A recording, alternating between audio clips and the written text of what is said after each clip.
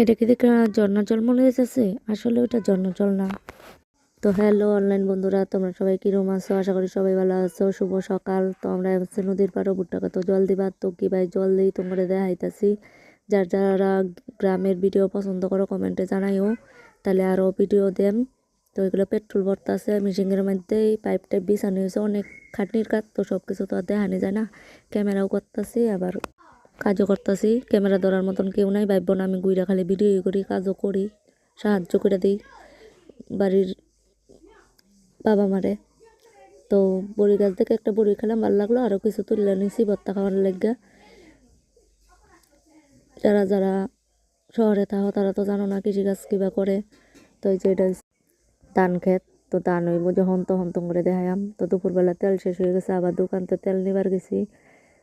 তো জল দিতে দিতে সন্ধ্যা হয়ে গেছে গা।